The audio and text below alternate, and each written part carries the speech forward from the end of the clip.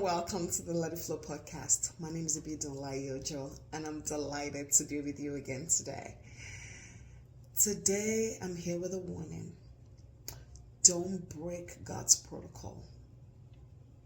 Don't get too comfortable. Don't get familiar with God. You know, I think a lot of times we forget how great God is. God created multiple planets. The earth is just like a drop in his bucket. Now think about the earth, how huge the earth is. Imagine the location, the pin location of where we are.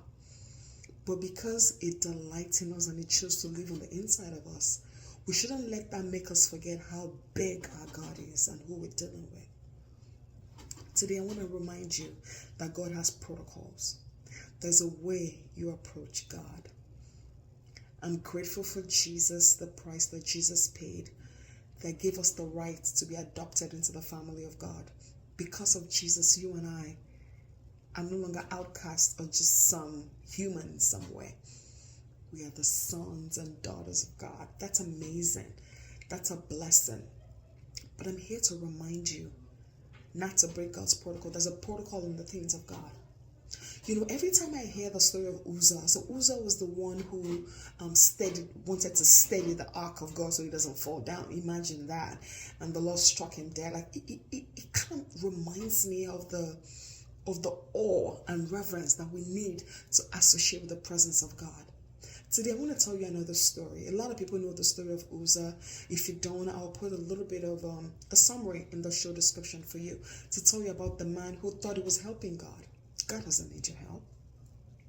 God can fight all by himself. Remember what we talked about in the last episode of the podcast? God can fight his own battle. God doesn't need your help. So what Uzzah did, just to give you a clip note version, Uzzah tried to help God because the ark of God was going to fall. So he held it so it doesn't fall. He wanted to help God steady the ark. But God doesn't need our help. He is God. So because it touched the ark, it died. You know, a lot of people are familiar with that story, and the moral of the story is don't break protocol. Today, I want to share with you another story.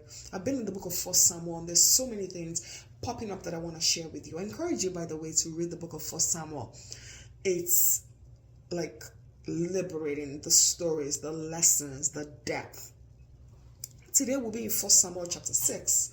I'm going to read from verse 13 to 20, and I'll read you a story of a people.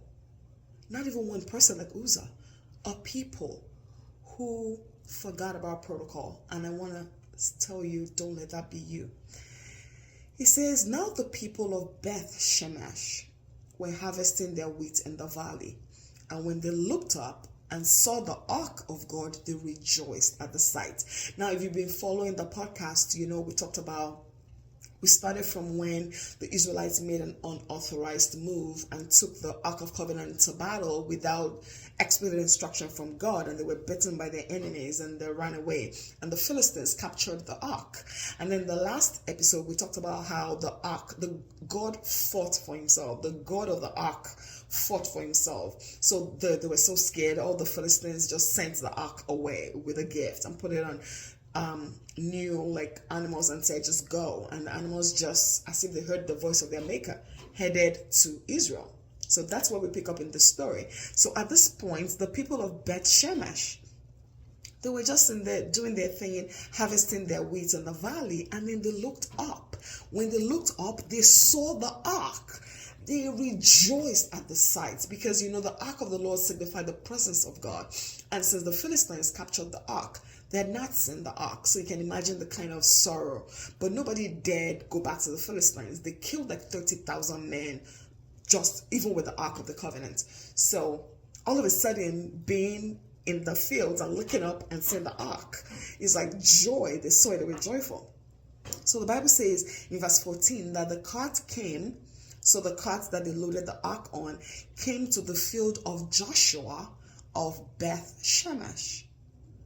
And there it stopped beside a large rock. So the cattle that they loaded the ark on made its way into Israel and got to the field of Joshua of Beth Shemesh and stopped. So the people chopped up the wood of the cart and sacrificed the cows as a burnt offering to the Lord, which is great. The protocol and the protocol for carrying the ark was that the Levites are the ones that had to carry it. You don't put a cart on a cow, but what did the Philistines know, right? But then the cows, when they loaded the ark of the covenant on the cows knew what to do. They headed straight for Israel. So when they got there, they went to Beth Shemesh and stopped. So the people of Beth Shemesh, they took the cart, they turned it into wood and killed the cows and sacrificed as an offering to the Lord. The 5 rulers of Philistines followed the ark all the way from Philistine. They saw all of this and then they returned to Ekron. So Ekron was where the ark had devastated their city.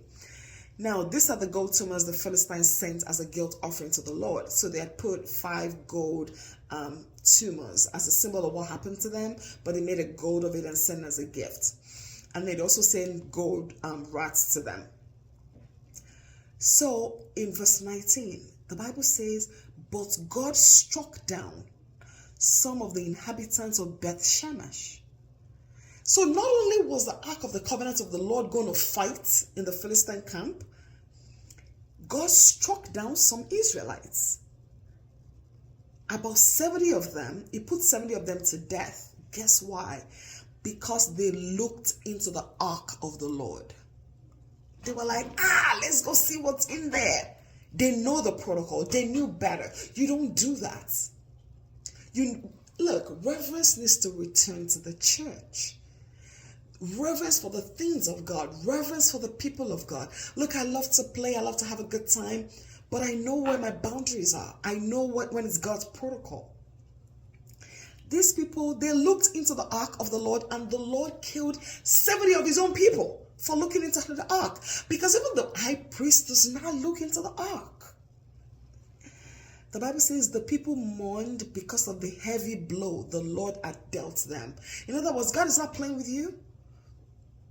This is a sobering message, but I just want to remind you, God is not playing.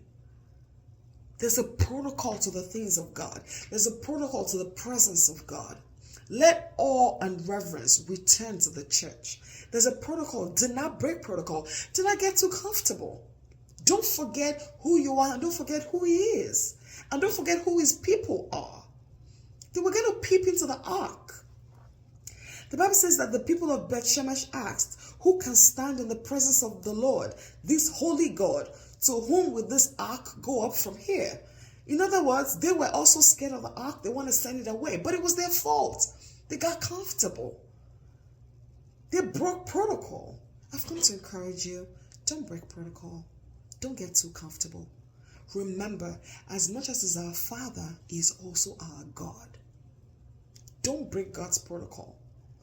Don't get too familiar. God doesn't need your help. God could do it without us. He just chose to do it with us. So don't ever overrate your importance to want to help God. Like, who's that trying to do? Or to try to peek into a holy thing like the people of Beth Shemesh tried to do.